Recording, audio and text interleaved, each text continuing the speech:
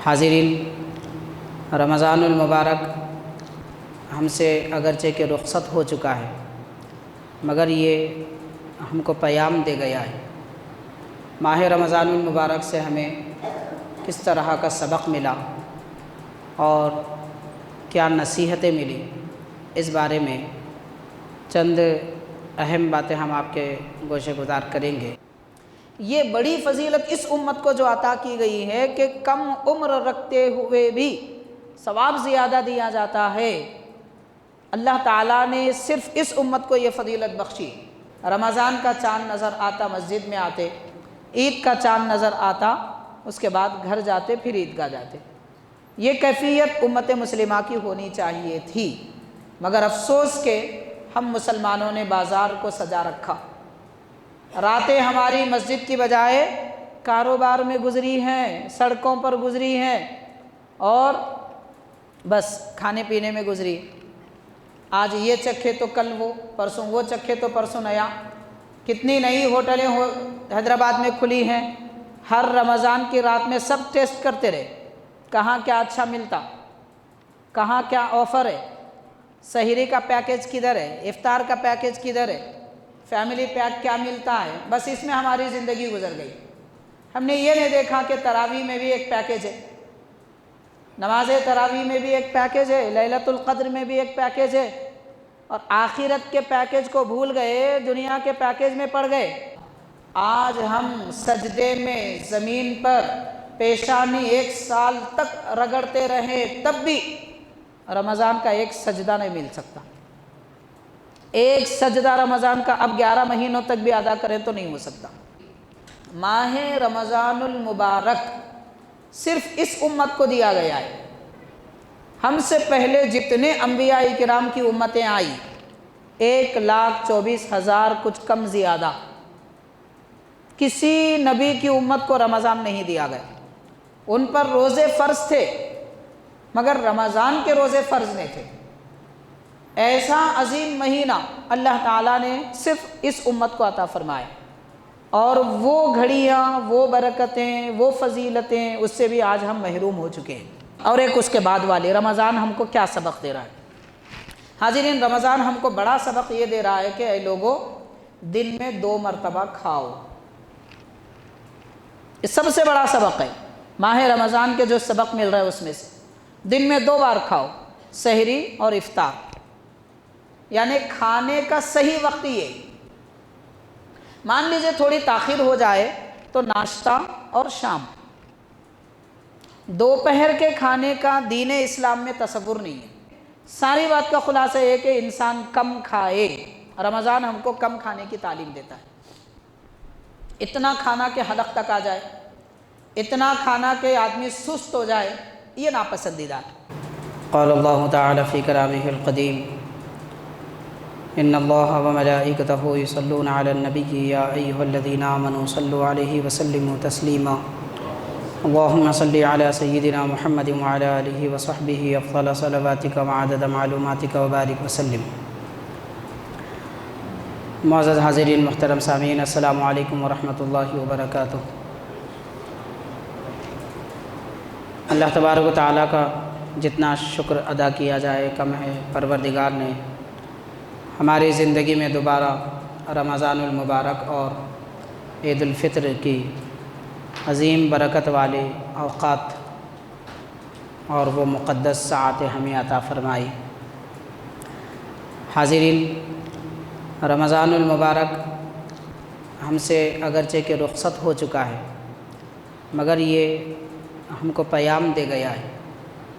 ماہ رمضان المبارک سے ہمیں کس طرح کا سبق ملا اور کیا نصیحتیں ملی، اس بارے میں چند اہم باتیں ہم آپ کے گوشے گزار کریں گے۔ حاضرین، اللہ تبارک و تعالیٰ نے حضرت آدم علیہ السلام سے لے کر حضرت عیسیٰ علیہ السلام تک تمام نبیوں کی امتیوں کو فضیلتیں دی ہیں، لیکن حضور اکرم رحمۃ للعالمین صلی اللہ علیہ وسلم کی امت کو جو فضیلت اور مقام اور مرتبہ دیا گیا ہے وہ کسی اور کو نہیں ملا ہے۔ انہی فضیلتوں میں سے اہم ترین ایک فضیلت جو اس امت کو دی گئی ہے وہ ہے کم عمروں کے باوجود فضیلت اور ثواب زیادہ عطا ہونا۔ اس امت کی اللہ تعالیٰ نے عمریں کم رکھی مگر فضیلت اور ثواب زیادہ عطا فرمائے۔ یہ اللہ تعالیٰ کی طرف سے بڑی نعمتوں میں سے ایک نعمت ہے، اور اس کا رمضان المبارک کے ساتھ بڑا گہرا تعلق ہے۔ تو ہم نے رمضان کو سمجھا نہیں ہے، جانا نہیں ہے، نہیں پہچانا ہے۔ ہم یہ سمجھے کہ جیسے سال میں 11 مہینے ہوتے ہیں، رمضان بھی ایک مہینہ ہو، فرق اتنا ہے کہ اس میں عبادتیں زیادہ ہوتی، روزے رکھنا ہوتا ہے، نماز تراویح اضافہ ہوتی، باقی عبادتیں تو وہی عبادتیں ہیں جو سال بھر رہتی ہیں، لیکن رمضان کی حقیقی معرفت ہم کو حاصل نہیں ہوئی ہے۔ تو اس کو سمجھنے کے لیے میں چند باتیں عرض کرنا چاہوں گا۔ حاضرین، اللہ تبارک و تعالیٰ نے اس امت کی عمریں کم کی اور ثواب زیادہ عطا فرمایا، عمل کا ثواب زیادہ عطا فرمایا۔ اس کے متعلق حضور نبی کریم علیہ السلام نے یہ ارشاد فرمایا کہ میری امت کی عمریں 60 سے 70 سال کے درمیان ہوں گی، زیادہ تر کثرت سے 60 سے 70 سال کے درمیان ہوں گی۔ اس لیے آپ دیکھیں گے اگرچہ کہ اس زمانے میں زیادہ تر لوگ 60-70 سال کی عمر پاتے ہیں، لیکن درمیان میں زیادہ عمر کے لوگیں پائے گئے، 100 سال، 110 سال، 120 سال، ایسی عمریں بھی پائی گئی۔ یعنی نبی پاک صلی اللہ علیہ وسلم نے جو ارشاد فرمایا ہے، آپ کا یہ ارشاد گرامی صحیح، مکمل اور پورا ہوا ہے۔ اور آج بھی ہم دیکھتے ہیں کہ امت کی زیادہ عمریں 60 سے 70 ہیں، تو عمریں کم ہیں۔ اب عمریں کم ہیں تو اس امت کو فضیلت کیسے زیادہ ملی؟ زیادہ ثواب پانے کے لیے، اللہ کی قربت پانے کے لیے، خالق کائنات کی محبت اور معرفت حاصل کرنے کے لیے عمر کی زیادتی ضروری ہے، مگر اللہ تعالیٰ نے اس امت کے لیے قانون بدل گیا۔ چنانچہ اس امت کو جو فضیلت اور ثواب میں کثرت عطا کی گئی ہے اس کی بات بڑی نرالی ہے۔ اس کو ہم دو باتوں سے سمجھتے ہیں۔ ایک تو یہ کہ بڑی مشہور حدیث پاک ہے، شب قدر ماہ رمضان میں آپ نے دیکھی اور سنا، تو شب قدر کے متعلق حدیث پاک میں آیا ہے، حضور نبی کریم صلی اللہ علیہ وسلم نے پچھلی امتوں کے چند بڑی عمر والے لوگوں کا تذکرہ فرمایا۔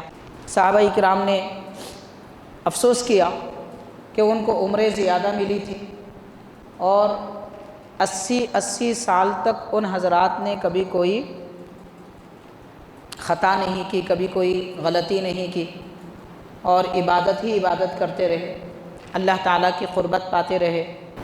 تو بہرحال حاضرین کرام، نبی پاک علیہ السلام نے ارشاد فرمایا، پچھلی امتوں کی بڑی عمروں کے بارے میں ذکر کیا۔ صحابہ کرام کو افسوس ہوا کہ ہماری عمریں کم ہیں اور پچھلے زمانے کی امتیوں کی عمریں زیادہ تھی، پھر وہ اللہ کے زیادہ قریب ہو جائیں گے، ہم اللہ تعالیٰ کے قریب نہ ہو سکیں گے، یہ کیسے ہوگا؟ حضور اکرم رحمۃ للعالمین صلی اللہ علیہ وسلم کے اس فرمانے کے بعد صحابہ کرام کو جب یہ خیال آیا تو اللہ تبارک و تعالیٰ نے حضرت جبریل علیہ السلام کو بھیجا۔ جبریل علیہ السلام آ کے عرض کرتے ہیں کہ یا رسول اللہ صلی اللہ علیہ وسلم، پچھلے زمانے کی امتوں کی عمریں زیادہ تھی، عبادت بھی زیادہ تھی، اس پر آپ کے صحابہ کرام کو افسوس ہوا کہ ان کی عمریں کم ہیں، کم عمر میں کیسے عبادت زیادہ کریں گے؟ اللہ تبارک و تعالیٰ نے اس امت کو شب قدر عطا فرمایا۔ شب قدر میں ایک رات عبادت کرنا 1000 مہینوں کی عبادت سے بہتر، یعنی 82 سال کی عبادت کے برابر ہے۔ تو یہ شب قدر اللہ تعالیٰ نے ماہ رمضان میں عطا فرمائی۔ رمضان کون سا مہینہ ہے؟ رمضان وہ مہینہ ہے کہ جس میں کم وقت میں زیادہ عبادت اور زیادہ ثواب ہم کو دیا جاتا ہے۔ عبادت بھی زیادہ کی جا سکتی ہے اور اس کا ثواب بھی زیادہ ملتا ہے۔ شب قدر میں 1 روپیہ خیرات کرنا 82 سال تک خیرات کرنے کا ثواب رکھتا ہے۔ قرآن مجید کی ایک آیت پڑھنا 82 سال تک قرآن کی تلاوت کا ثواب ملتا ہے۔ ایک رکعت پڑھنا 82 سال تک ایک رکعت پڑھنے کا ثواب رکھتا ہے۔ تو اتنے کم وقت میں اتنی زیادہ عمریں دی گئی۔ اب آپ ہر شب قدر کے 82 سال کو اپنی عمر کے 70 یا 60 سال سے ضرب دیجئے تو ان کی امتوں میں بھی کسی کی عمر تھی تو 1000 تھی یا 900 تھی یا 600 سال تھی، 500 سال تھی، لیکن اس امت کو ہر سال رمضان میں ایک شب قدر ایسی عطا کی گئی کہ جس میں عبادت کا بدلہ اتنا زیادہ دیا جاتا ہے۔ تو حاضرین، ایسے عظیم رمضان کو ہم کھو چکے۔ وہ رمضان اپنی برکتوں رحمتوں والا وہ ہم سے رخصت ہو چکا ہے، اور ہماری زندگی ماہ رمضان میں کاروبار میں گزری، شاپنگ میں گزری، اور سونے میں گزری، وقت بیکار کرنے میں گزری، دعوت افطار میں گزری۔ دعوت افطار کرنا سنت ہے، لیکن دعوت افطار جس کو پارٹی کہا جا رہا ہے آج کل، وہ کوئی سنت نہیں ہے۔ افطار کرنا سنت ہے۔ افطار پارٹی میں اور افطار کرنے میں فرق ہے، اس فرق کو سمجھنا چاہیے۔ لیکن افسوس کہ آج ہم نے عبادتوں کو بھی دنیا طلبی کا ذریعہ بنا لیا ہے۔ عبادتوں کو ہم نے ایک فارمیلٹی سمجھ لیا ہے کہ بس ایسا کرنا ہے، دنیا کر رہی ہے ہم بھی کریں گے۔ ایسی غفلتوں میں رہ کر رمضان کی برکتوں سے ہم دور ہو گئے۔ رمضان کا فائدہ کیا ہے؟ یہ فائدہ ہے، اللہ تعالیٰ نے رمضان عطا فرمایا کہ کم وقت میں زیادہ ثواب دیا جاتا ہے۔ اب آپ غور کریں، حدیث پاک میں آتا ہے، حضور نبی کریم رحمۃ للعالمین صلی اللہ علیہ وسلم نے ارشاد فرمایا کہ ماہ رمضان میں ایک فرض کا ادا کرنا 70 فرائض کے برابر ہے، اور ایک سنت کا ادا کرنا واجب کے درجہ پر ہے، اور ایک نفل کا ادا کرنا سنت کا درجہ رکھتا ہے۔ معمولی سے چھوٹے چھوٹے کاموں کی فضیلت فرائض اور واجب کے درجے میں دی گئی ہے۔ مطلب یہ ہے کہ آپ نے ماہ رمضان میں مثال کے طور پر نماز ظہر کی پہلی والی 4 سنتیں ادا کی، 4 فرض کا ثواب ملا۔ بعد والی 2 سنتیں ادا کی، 2 فرض کا ثواب ملا۔ بعد والی 2 نفل ادا کی، 2 فرض کا ثواب ملا۔ اور امام صاحب کے ساتھ باجماعت 1 فرض ادا کیا، 70 مرتبہ فرض نماز پڑھنے کا ثواب ملا۔ رمضان میں 1 ظہر 70 کے برابر، 1 فجر 70 کے برابر، 1 عصر 70 کے برابر، 1 روپیہ خیرات کرنا 70 کے برابر، 100 روپیے خرچ کرنا تو گویا 7000 کے برابر۔ اب اس طریقے سے آپ اضافہ کرتے جائیں، ہر نیکی میں کتنی بڑی فضیلت ہے، کتنا بڑا ثواب ہے۔ یہ بڑی فضیلت اس امت کو جو عطا کی گئی ہے کہ کم عمر رکھتے ہوئے بھی ثواب زیادہ دیا جاتا ہے، اللہ تعالیٰ نے صرف اس امت کو یہ فضیلت بخشی، وہ فضیلت ماہ رمضان میں ہماری پوری ہوتی ہے۔ تو ایسی عظمت والا مہینہ ہے۔ حاضرین کرام، میں یہ بات اس لیے عرض کر رہا ہوں کہ تاکہ آئندہ کم از کم ہم کو ماہ رمضان کی اہمیت کا پتہ چلے۔ معزز حاضرین، یہ ماہ رمضان کی اہم ترین فوائد میں سے ایک فائدہ ہے کہ کم عمل میں ثواب زیادہ ملتا ہے۔ یہ ایسا ہے جیسا کہ کاروباری لوگ اعلان کرتے ہیں کہ 1 کے ساتھ 2 فری، آپ 1 خریدیے ساتھ میں 2 لے لیجئے۔ یہاں 2 نہیں، 70 کا ذکر کیا جا رہا ہے، اور یہاں 2 نہیں بلکہ 1 سنت ادا کریں گے تو فرض کا درجہ دیا جا رہا ہے۔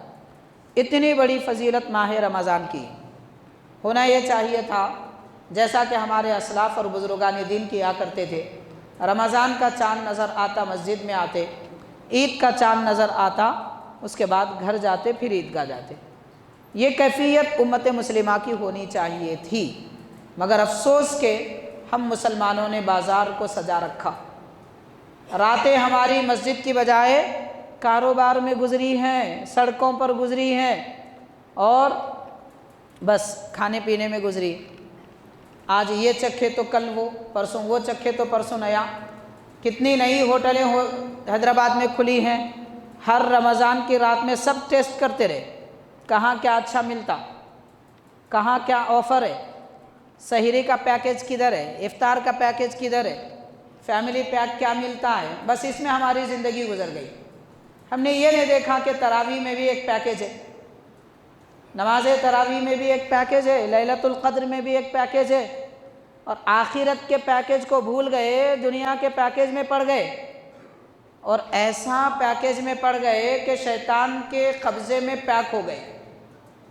پتہ ہی نہیں چلا ہم کو رمضان آیا بھی اور چلا بھی گیا۔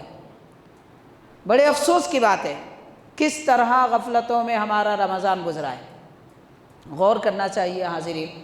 ہمارے آقا رحمت للعالمین صلی اللہ علیہ وسلم ماہ رمضان المبارک میں کم از کم 2 قرآن مجید کا دورہ فرماتے۔ ایک قرآن پاک خود تلاوت فرماتے، جبریل علیہ السلام کو سناتے، ایک قرآن مجید حضرت جبریل سے سنتے۔ تو غور کرے، کیا ہم نے 2 قرآن مجید پڑھا ہے؟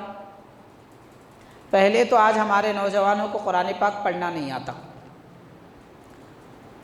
پڑھنا نہیں آتا۔ اسکول جاتے ہیں، کالج میں جاتے ہیں، وہاں پہ اردو نہیں سیکھتے، تیلگو اور سنسکرت کی زبان لیتے ہیں سیکنڈ لینگویج، یا تو تیلگو لیتے ہیں یا سنسکرت لیتے ہیں یا ہندی لیتے ہیں، مگر اردو سے کوئی شوق نہیں ہے، کوئی رغبت نہیں ہے۔ ہم کو کیا غرض، یہ ہمارے باپ دادا کی تھوڑی زبان ہے، ہم کو کیا ملنے والا ہے؟ اردو سے پیسے ملیں گے، عربی سیکھنے سے نوکری ملے گی، کچھ ملنے والا نہیں ہے، اس لیے یہاں کچھ نہیں ہوتا۔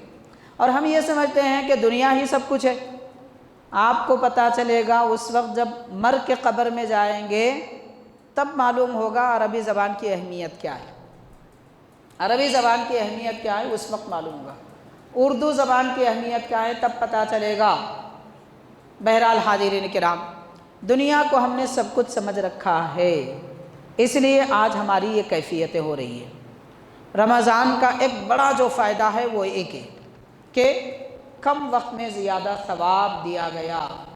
آج ہم سجدے میں زمین پر پیشانی 1 سال تک رگڑتے رہیں، تب بھی رمضان کا ایک سجدہ نہیں مل سکتا۔ ایک سجدہ رمضان کا اب 11 مہینوں تک بھی ادا کریں تو نہیں ہو سکتا، اتنی بڑی فضیلتیں تھیں۔ بلکہ حدیث پاک میں آتا ہے، نبی کریم صلی اللہ علیہ وسلم نے فرمایا، رمضان میں اگر کوئی ایک روزہ چھوڑ دے، روزہ توڑنا بلا وجہ گناہ ہے، بلا وجہ کے روزہ توڑنا گناہ کبیرہ ہے، چھوڑ دے کسی وجہ سے رمضان میں ایک روزہ، وہ سال بھر روزہ رکھے تو بھی رمضان کے ایک روزے کا ثواب نہیں پا سکے گا۔ ایسی بڑی فضیلت والا مہینہ اللہ تعالیٰ نے اس امت کو فضیلتوں میں یہ ایک فضیلت عطا فرمائی۔ اب رمضان کا دوسرا فائدہ کیا ہے، اس کی بڑی اہمیت ماہ رمضان کی کیا ہے، وہ سمجھنے کی بات ہے۔ وہ یہ کہ حاضرین، ماہ رمضان المبارک صرف اس امت کو دیا گیا ہے۔ ہم سے پہلے جتنے انبیاء کرام کی امتیں آئی، 1,24,000 کچھ کم زیادہ، کسی نبی کی امت کو رمضان نہیں دیا گیا۔ ان پر روزے فرض تھے مگر رمضان کے روزے فرض نہیں تھے۔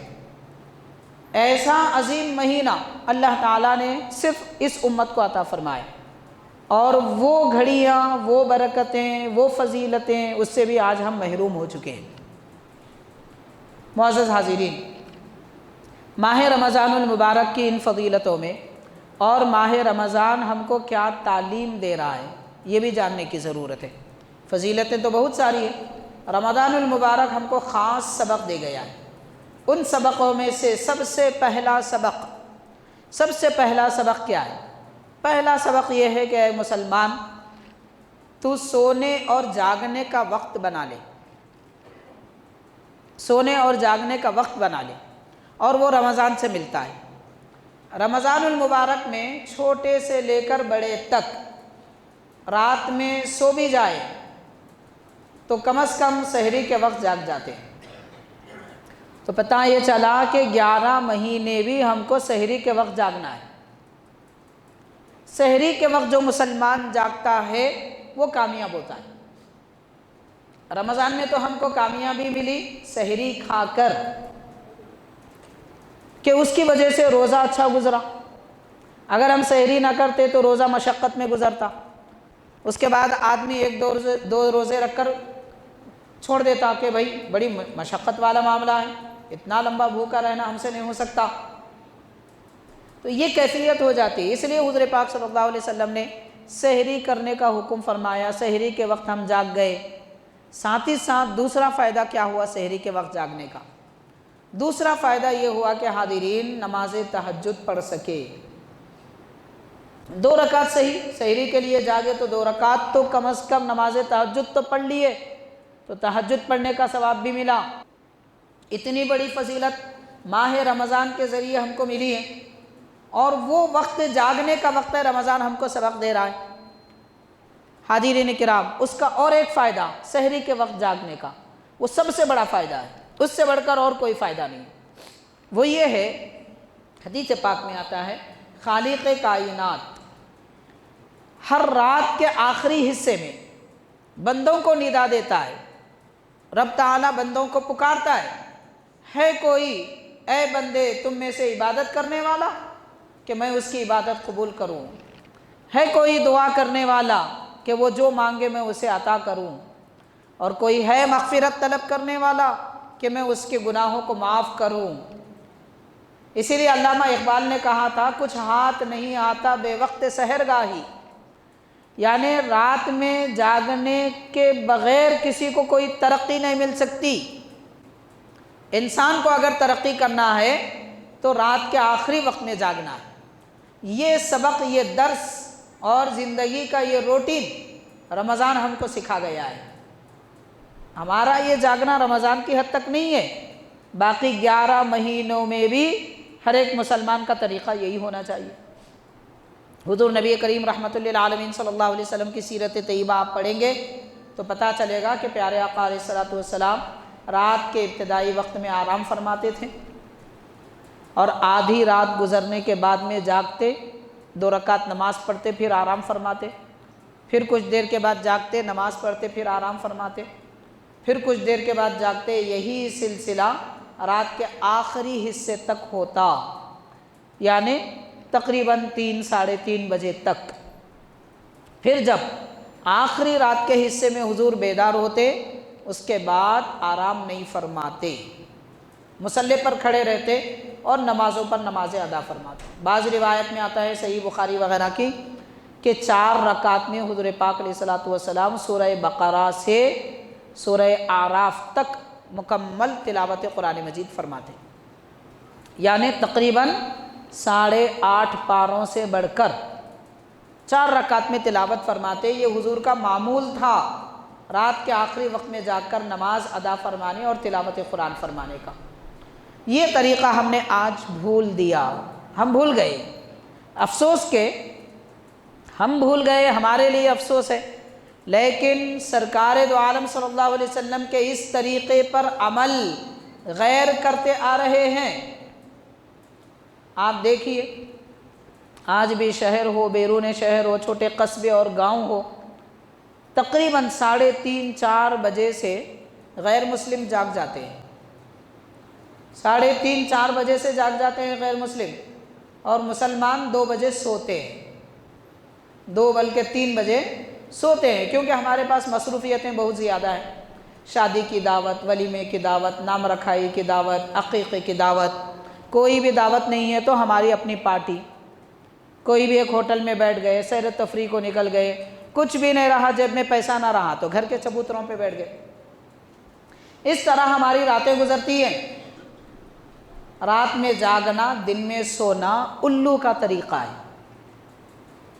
جو الو ہوتا ہے اور ایک ہوتا ہے وہ ابابیل جسے کہتے ہیں، ہماری اپنی زبان میں چمڑے کی چوڑی، اس کی بھی عادت ہے، رات بھر جگتا ہے، یہ پرندہ، اور دن میں درخت کو الٹا لٹکتا ہے، سو جاتا ہے، اس کو سورج اور اس کی روشنی سے نفرت ہوتی ہے، اس لیے وہ اپنی آنکھیں بند کر کے الٹا لٹکتا ہے تاکہ سورج کی روشنی اس کے چہرے پہ نہ پڑے۔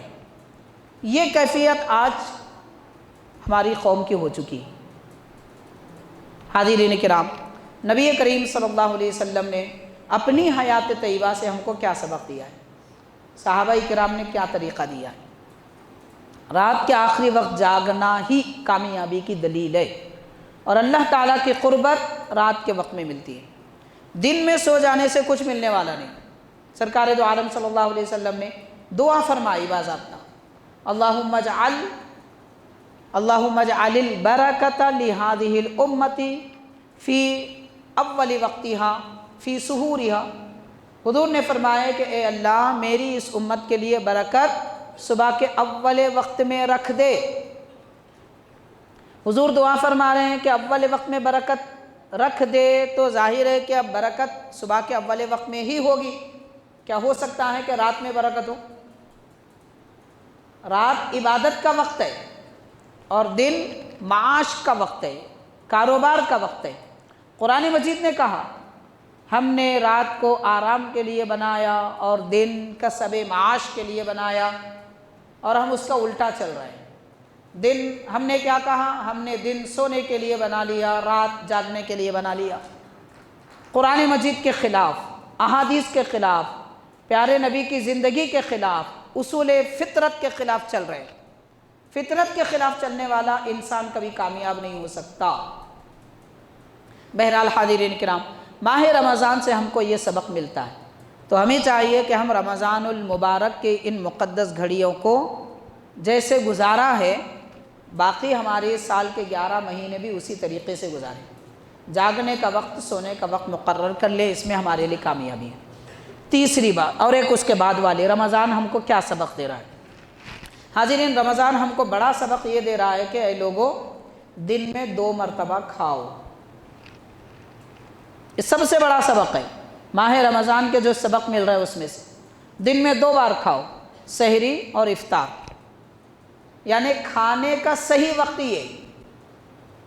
مان لیجئے تھوڑی تاخیر ہو جائے تو ناشتہ اور شام، دوپہر کے کھانے کا دین اسلام میں تصور نہیں ہے، تصور ہی نہیں ہے۔ آپ احادیث پاک پڑھیں گے پتہ چلے گا، کتنی عرب کی کتابیں ہیں، ملک عرب کی قدیم کتابوں میں بھی جہاں بھی ذکر آتا ہے 2 وقت کا کھانا، یہی ذکر ملتا ہے۔ 3 وقت کے کھانے کا ذکر آپ کو ہمارے ہندوستان میں قریب 300-400 سال سے ملتا ہے۔ قدیم کتابوں میں 300-400 سال سے 3 وقت کے کھانے کا ذکر ملتا ہے، ورنہ اس سے پہلے 2 وقت کے کھانے کا ذکر تھا۔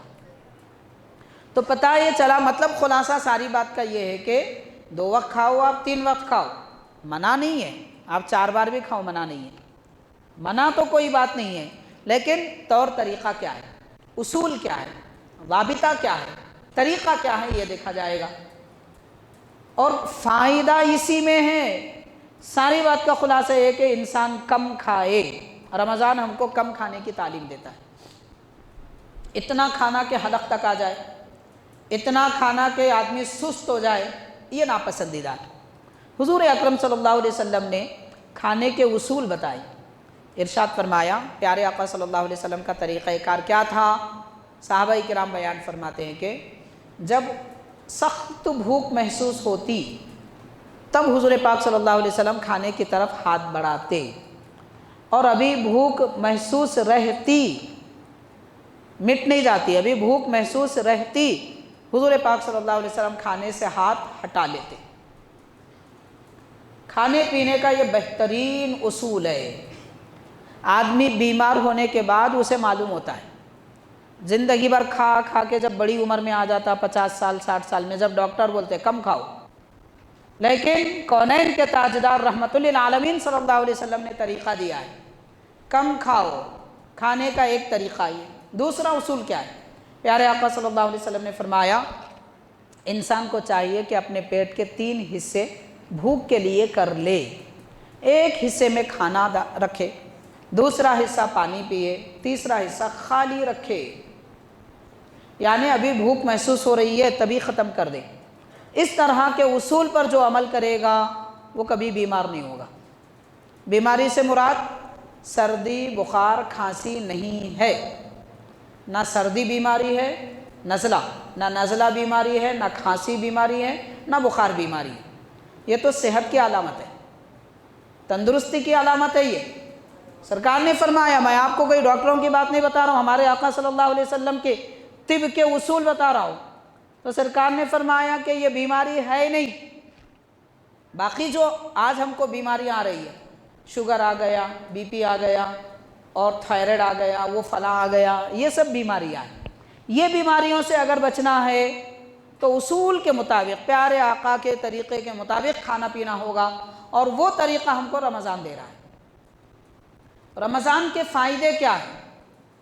عبادت کے فائدے ہیں، ذکر و اذکار کے فائدے ہیں، قرب الہی کے فائدے ہیں، رحمت الہی کے نزول کے فائدے ہیں، ہمارے جسمانی فائدے ہیں، صحت کے فائدے ہیں، بہت سارے فائدے رمضان ہم کو سکھاتا ہے۔ انہی میں سے ایک اہم ترین فائدہ، اور اس بات کو خاص طور پر ذکر فرمایا ہے حضرت محدث ادکن سیدی عبداللہ شاہ نقشبندی رحمۃ اللہ علیہ نے۔ آپ نے ذکر فرمایا کہ ہاں قانون خدا ہے، اور کیسی پیارے نبی کی سنت ہے کہ رات میں سونے سے پہلے ہمارے آقا صلی اللہ علیہ وسلم نے نماز تراویح کو سنت قرار دیا۔ 20 رکعت نماز تراویح سنت قرار دیا۔ اس کی وجہ کیا ہے؟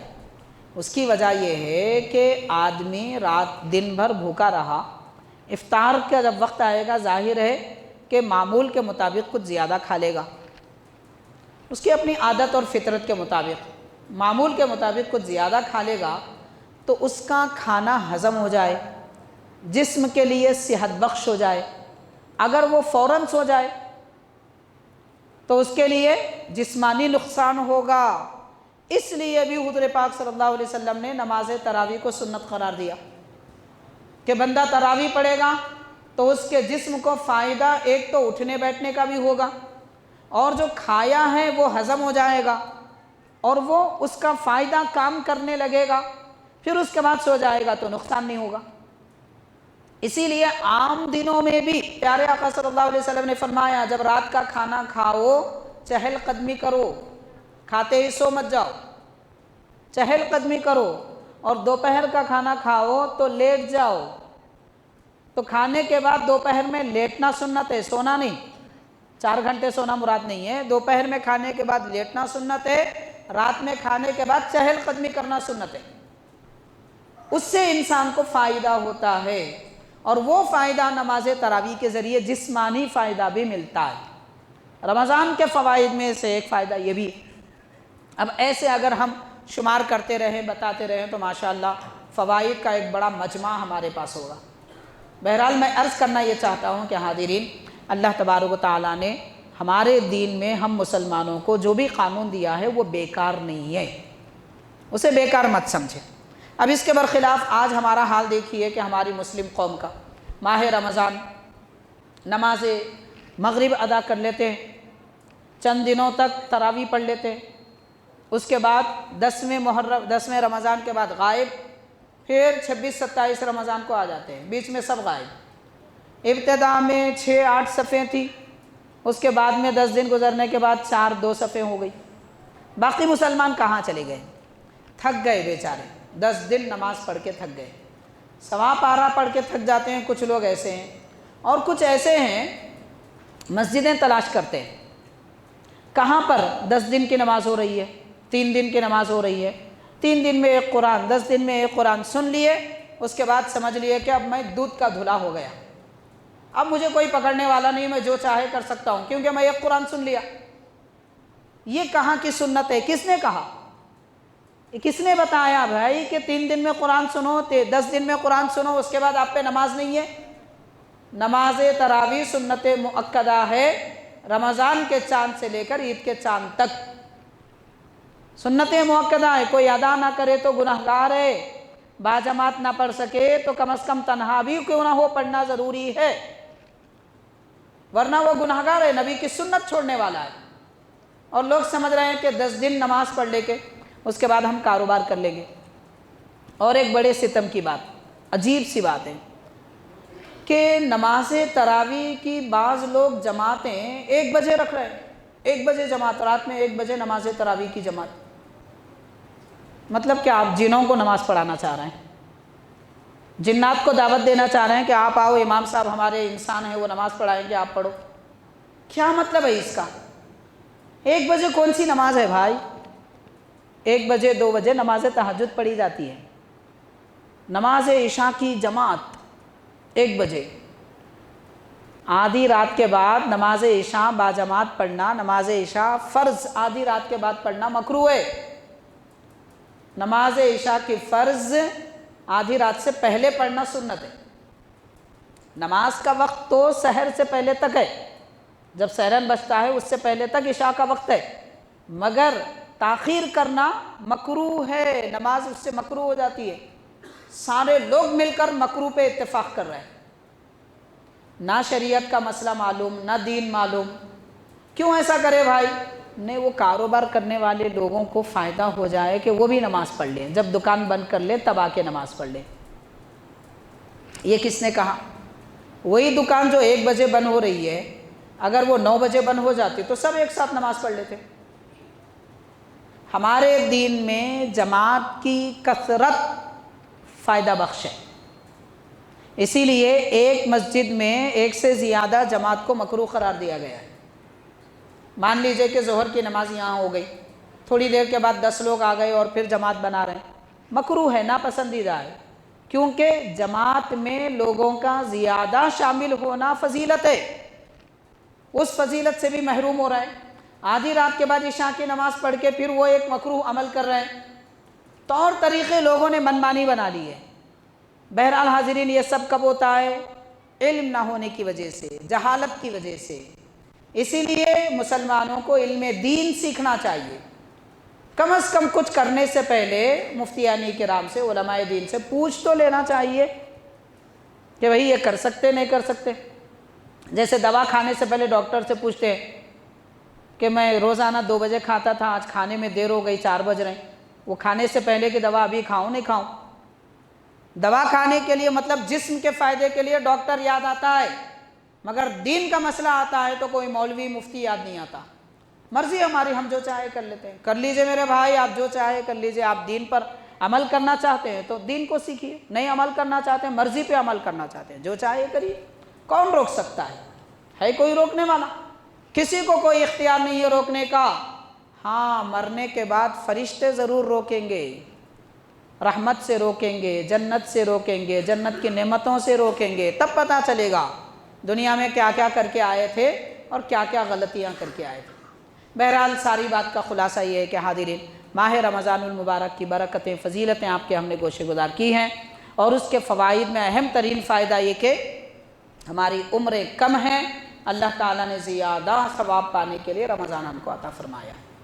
اس کو غنیمت سمجھیں۔ رمضان کا ایک لمحہ بھی، ایک لمحہ، ایک سیکنڈ بھی 11 مہینے تک آپ کو مل نہیں سکتا، اتنا بڑا فضیلت والا مہینہ۔ اب بس دعا کریں کہ آئندہ بھی اللہ تعالیٰ ہم کو رمضان میں باقی رکھے، رمضان دوبارہ عطا کرے۔ اب آخری ایک بات یہ ہے کہ ماہ شوال کا آغاز ہو چکا ہے، شوال المکرم کی آج 2 تاریخ ہے۔ اب تو ہمارے بیچارے حضرات کو جو ہے دین کے مہینے بھی یاد نہیں ہیں، جنوری، فروری یہ بولیں گے، شوال، رمضان، شوال، ذوالقعدہ، ذوالحجہ، محرم، سفر، کچھ یاد نہیں ہے ہم کو۔ غرض ہی کیا ہے اسے؟ نعوذ باللہ، نعوذ باللہ۔ یاد کریں، اردو گنتی سیکھیں۔ آج چھوٹے بچوں کو بھی اردو بولنا نہیں آتا، اردو گنتی۔ اگر کسی بچے سے پوچھے آپ 23 روپے لاؤ، کس کو بولتے پوچھتا؟ مطلب ماں باپ ہمارے پیسے خرچ کر کے ہمارے بچوں کو یہودیوں کا بنا دیے، انگریزوں کا بنا دیے، مسلمانوں کا نہیں بنائے، پیسے خرچ کر کے بنا دیے، مفت میں مسلمانوں کا بناؤ بولے تو نہیں بنا رہے۔ بڑے افسوس کی بات ہے، مہینے تک یاد نہیں ہے۔ رمضان کے بعد جو مہینہ آتا ہے وہ شوال کا ہوتا ہے، اس لیے کہ یہ مہینوں کے نام ہمارے آقا نے رکھے، اس لیے ان کو یاد کرنا ضروری ہے۔ باقی مہینوں کے نام یہودی رکھے تھے، انگریز رکھے تھے، ان مہینوں سے ہم کو محبت ہے، مگر نبی کے مہینوں سے محبت نہیں ہے۔ پھر ہم دعویٰ کرتے ہیں ہم تو اللہ کے نبی سے محبت کرنے والے ہیں، یہ کیسی محبت ہے؟ جھوٹی محبت، حضور سے محبت کا دعویٰ ہے، مہینے یاد نہیں ہے سرکار کے، محبت کا دعویٰ ہے، دن کے نام یاد نہیں ہے، محبت کا دعویٰ ہے، نماز کے اوقات یاد نہیں ہے، یہ کیسی محبت ہے؟ تو شوال المکرم کی آج دوسری تاریخ ہے، کل پہلی شوال المکرم کی تاریخ عید الفطر تھا، عید الفطر کے دن، عید الاضحیٰ کے دن، اس کے بعد تقریباً 3 دن روزہ رکھنا حرام ہے، لیکن آج شوال المکرم سے، آج کی تاریخ سے اگلے 29 یا 30 تاریخ تک کسی بھی دن 6 روزے رکھنا مستحب ہے، اس کو شوال کے روزے کہتے ہیں۔ حضور نبی کریم صلی اللہ علیہ وسلم نے فرمایا، صحیح مسلم کی حدیث ہے کہ جس نے رمضان کے روزے رکھے اور اس کے ساتھ ہی، مطلب شوال میں، اس کے ساتھ ہی شوال کے 6 روزے رکھے تو اس کو، ایک حدیث پاک میں آتا ہے سال بھر روزے رکھنے کا ثواب ملتا ہے، اور ایک حدیث پاک میں آتا ہے زندگی بھر روزے رکھنے کا ثواب ہے، مدد دہر، زندگی بھر روزے رکھنے کا ثواب ہے۔ تو ہمارے اکابر علماء نے فرمایا کہ جس سال کسی مسلمان نے رمضان کے روزے رکھ کر شوال کے 6 روزے رکھے، اسی سال اسے سال بھر روزے رکھنے کا ثواب ہے، اگر وہ زندگی بھر ایسا ہی کرتا رہا تو زندگی بھر روزے رکھنے کا ثواب ہے۔ لہٰذا یہ 2 طرح کی حدیثیں ہیں۔ اب یہ جو روزے ہیں، آج کے دن روزہ رکھنا افضل ہے، شوال کے 6 روزوں میں سے پہلے دن روزہ رکھنا افضل ہے، بہتر ہے، اس کے بعد باقی 5 روزے سارے شوال میں کسی بھی دن رکھ سکتے ہیں، 2 دن کے بعد، 4 دن کے بعد، ہفتے میں 2، کیسا بھی رکھ سکتے ہیں یا مسلسل بھی رکھ سکتے ہیں۔ مان لیجئے کہ آج کوئی روزہ نہ رکھ سکے تو کوئی حرج نہیں ہے، وہ آنے والے باقی 28 دنوں میں بھی روزہ رکھ سکتے ہیں، اس کے لیے یہ فضیلت بتائی گئی کہ سال بھر روزے رکھنے کا ثواب ملتا ہے۔ تو ہم نے جہاں رمضان کے روزے رکھے ہیں، کوشش کریں کہ شوال کے روزے بھی رکھیں، رمضان کے روزے فرض تھے اور یہ شوال کے روزے نفل ہیں، مستحب ہیں، رکھیں تو ثواب ہے، نہ رکھیں تو کوئی حرج نہیں ہے، ثواب پانے کی کوشش کرنا چاہیے، کیونکہ عمریں کم ہیں، عمل زیادہ کریں، ثواب زیادہ پائیں۔ اللہ تعالی ہم سب کو نیک توفیق عطا فرمائے، عبادتوں کا شوق اور جذبہ ہم سب کو عطا فرمائے، سچا پکا ہمیں مسلمان بنائے، ہمارے گناہوں کی بخشش فرما دے۔ صلی اللہ تعالی وسلم علی خیر خلقہ سیدنا محمد وعلی آلہ واصحابہ اجمعین والحمد للہ رب العالمین۔